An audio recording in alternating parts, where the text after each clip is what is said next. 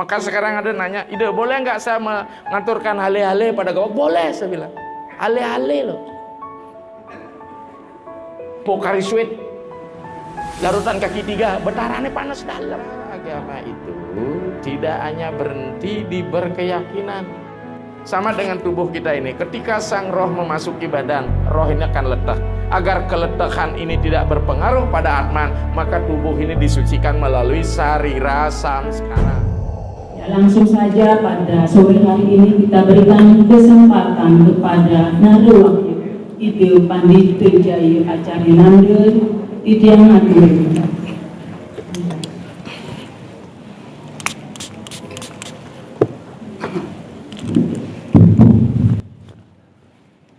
Baiklah, terima kasih kepada moderator. Kebetulan saya ditemani oleh seorang ibu ya, karena terkait dengan upekara pasti ibu yang punya lebih fungsi. Tapi kalau ada bapak yang garap upekara pasti seperti kewanitaan sedikit. Kita mulai. Om Swastiastu.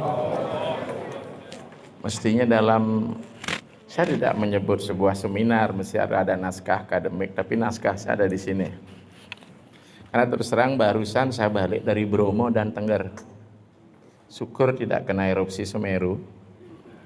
Karena kita erupsinya jam 3, saya jam 5 sudah turun. Kemudian habis itu, mohon maaf saya bercerita dulu. Karena sudah sekian hari tinggalkan, jadi tamu numplek. Di 2 hari, 3 hari ini saya open house di rumah. Besok balik, tanggal 13 saya open house lagi. Tanggal 14 saya sudah berangkat ke Lampung. Jadi jadwal saya padat. Mungkin Pak Nuase tahu saya di kampus karena sempat saya membimbing di Pasar Sarjana dulu, dan bahkan di bulan Maret saya akan mengambil pensiun lebih awal dari kampus. Jadi saya tidak akan mengambil profesor, cukup provokator.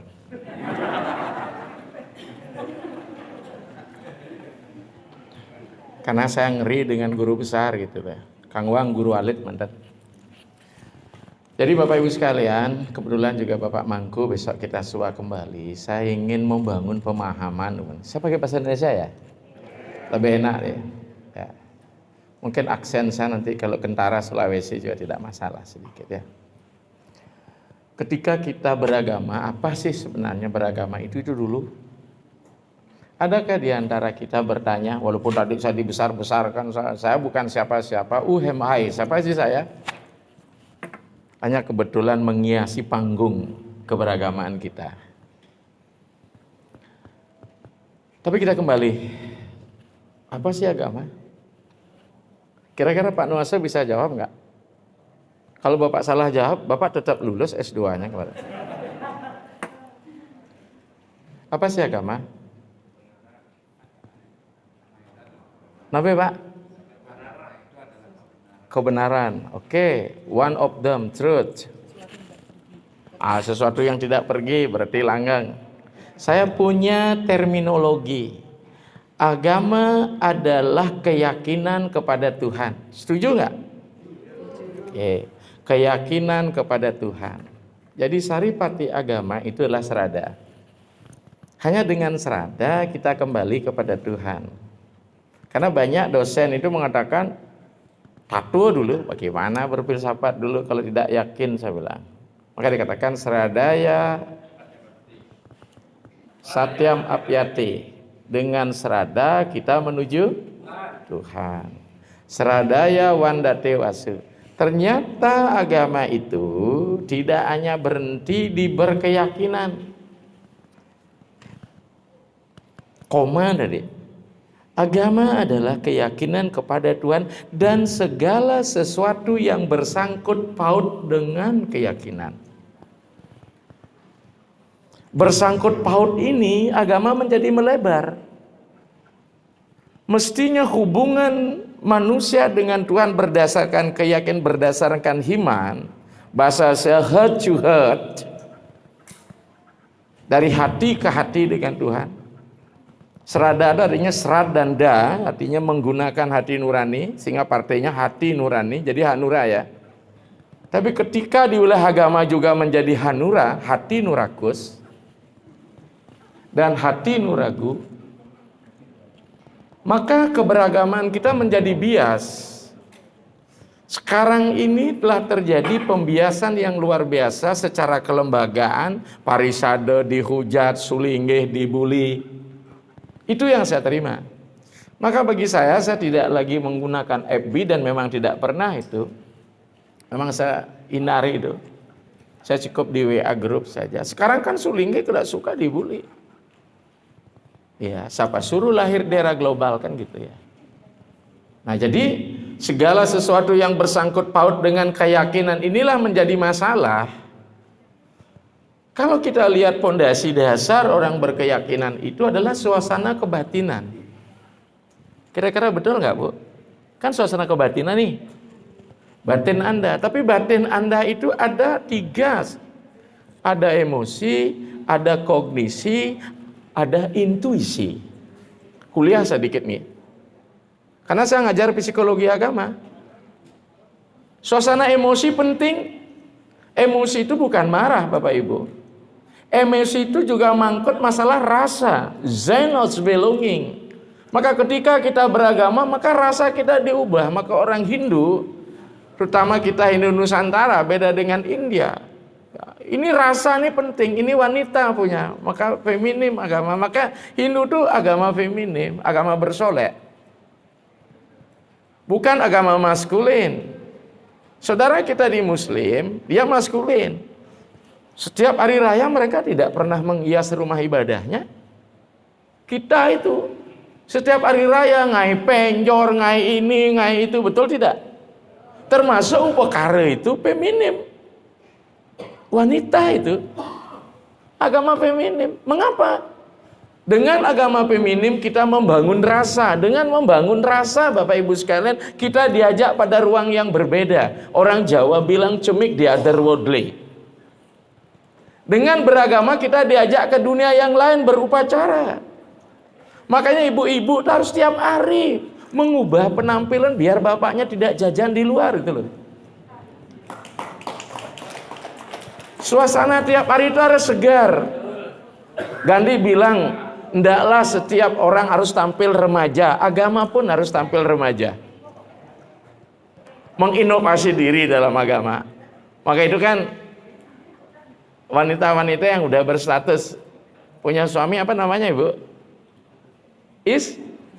Singkatan loh itu, akronim. Tahu istri? Tahu nggak? Tahu nggak singkatan itu? Ibu tahu nggak? Tahu nggak si istri? Istana suami tempat raja istirahat.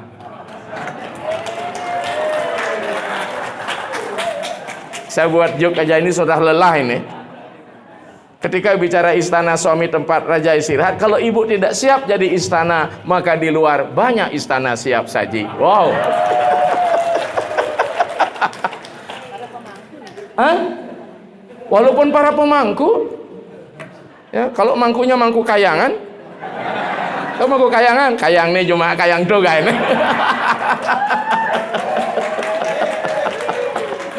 Kayang ngisidang sama timpal.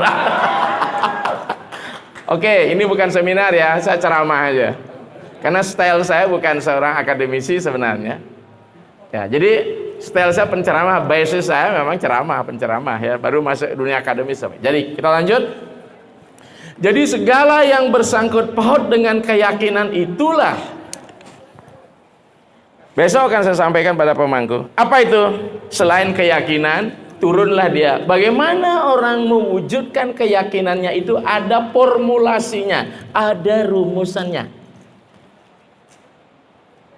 Pertama, wilayah agama harus memberikan kita wise. Tahu wise? Bijaksana. Jika di wilayah agama tidak menghasilkan kebijaksanaan, maka bukan agamanya yang salah, cara beragamanya yang salah. Maka ketika kita ingin jadi wise, apa yang harus dilakukan? Bahasa orang Jawa bilang di wilayah agama you harus membangun apa yang disebut dengan value contracts, membangun nilai. Ketika kita membangun nilai, di saat itulah kita bermakna. Makanya banyak yang tanya sama saya, Ide, boleh nggak saya berdoa saya tidak mengganturkan sarana? Boleh nggak saya mempersembahkan sebiji buah, kata Bhagavad Gita? Kalau Anda dari buah langsung Anda suguhkan tanpa ada proses kirti, maka Anda tidak punya kredit poin. Sama dengan nikel yang jadi arloji saya. Kalau dia lantakan langsung dari pabrik, nilainya tidak seberapa. Sama dengan mobil Mercy, kalau hanya kita besi, kita timbang menjadi kiloan setelah rongsokan. Tapi melalui olah pabrik proses, maka dia menjadi Mercy, nilainya akan meningkat. Ini yang penting. Maka oleh sebab itu Bapak Ibu sekalian, segala sesuatunya pertama bagaimana kita membangun nilai. Yang kedua, bagaimana kita formulasi, kita format agama itu sebagai dunia cita-cita. Kalau kita kembali pada Pancasila, falsafahnya ada pada nilainya, ideologinya ada pada cita-cita. Maka agama ini penting, ideologi apa yang kita pegang. Karena belakangan ini Bapak Ibu sekalian, orang banyak menyalahkan Banten terlalu boros dan sebagainya. Dan saya sebagai seorang praktisi sekaligus, saya sudah memberikan jalan. Kalau Anda tidak bisa nur saya untuk moton, bawa Pejati 2 ke gereja pagi-pagi, saat saya nyuria sewana. Anda akan dapat pengelukaran, Anda dapat tataban Pejati itu. Boleh Bantennya kecil, tapi sesarinya dibesarkan. Buat jok aja. Kalau kita nur sulinggih ke rumah masing-masing kan berat banget tuh. Belum lagi jemputan dan sebagainya, bawa ke gereja saja. Tapi dulu memang polanya seperti itu. Jadi Sulinggi hadir sebagai borjuis. Saya kan sudah dengan tiket saya diundang. Dengan HP aja diundang, Ida Morong, enggak dengan tiket kan. Pulang datang tidak dijemput, pulang tidak diantar. Jadi jelangkung Sulinggi. Ya. Jadi dengan demikian Bapak Ibu sekalian, di situ harus ada framework, ideologi, kerangka berpikir kita sebagai umat. Jelas ini. Kalau di Islam kalam namanya. Saya yakin dan percaya di antara kita bukan meremehkan. Sudahkah kita memegang framework kehinduan kita? Kalau kita bicara tentang framework Weda, Bapak Ibu sekalian, ibaratkan lautan. Maka dunia cita-cita ini, maka saya katakan ini mesti harus diturunkan kembali menjadi apa? Perilaku. Menjadi susila. Dari susila menjadi kode ete usus. Menjadi sesana. Dari sasana menjadi sarana. Salah satu sarana di dalam ajaran agama Hindu disebut dengan yantra. Atau niasa, atau simbol. Apa itu yantra? Salah satunya lah upekara. Oh, saya sudah memberikan teori dari umum ke khusus ini. Ini kuliah saya, kalau saya ngajar di kampus di studi agama Hindu memang begitu cara saya. 2 semester loh itu. Ya, di situ ada yantra. Selain yantra, di wilayah sarana itu yang seawal ada disebut serada, tatwa, jenyana, susila, sasana, sarana. Jadi sarana ini harus ada. Salah satu bagian dari sarana adalah yantra, mudra, mandala, aksara, kala. Tolong direkam dengan baik. Jadi sarana itu ada yantra, simbol. Ada mantra, doa. Ada aksara, rerajahan. Ada kala, padewasan. Ada mandala, wilayah teritorial. Maka orang Bali punya sikut asta kosala, kosali, asta bumi dan sebagainya. Mudra, gerak tangan. Maka itu yantra berada di wilayah arcana. Apa fungsi yantra di sini Bapak Ibu sekalian? Simbol upekara itu sebagai apa? Sebentar kita akan bongkar. Mengapa harus ada upekara? Beberapa teks coba saya kaji. Satu upekara yang kemudian menjadi bebanten itu fungsinya satu sebagai purification, penyucian. Maka kita mengenal Banten pengeresikan. Ini penting Ibu. Wonten pengresikan dari biokale, durmengale, prayas cita, pengelukatan, pengulapan. Kira-kira kalau orang di sini buat Banten bersih itu nggak? Ngaturnya saja mana duluan, mana belakang aja bermasalah. Ampun? Tidak lengkap. Oke. Nanti kita akan bicarakan dalam diskusi. Ya, ini tergantung tingkat ayabannya. Kalau ayabannya tumpeng 5, tumpeng 7 ya nggak usah lengkap. Biar kalau para situ aja udah cukup. Kita akan bisa secara teknis. Ya, itu namanya purification, penyucian. Sebenarnya siapa sih yang disucikan? Ide Sang Hyang Widi tidak disucikan, tapi sarana untuk menstanakan beliau harus disucikan. Sebab tanpa suci beliau akan ternoda. Sama dengan tubuh kita ini. Ketika sang roh memasuki badan, roh ini akan letah. Agar keletahan ini tidak berpengaruh pada Atman, maka tubuh ini disucikan melalui sarira samskara. Yang di Bali oleh Lontar disebut dengan manusayadnya. Padahal sarira samskara semestinya.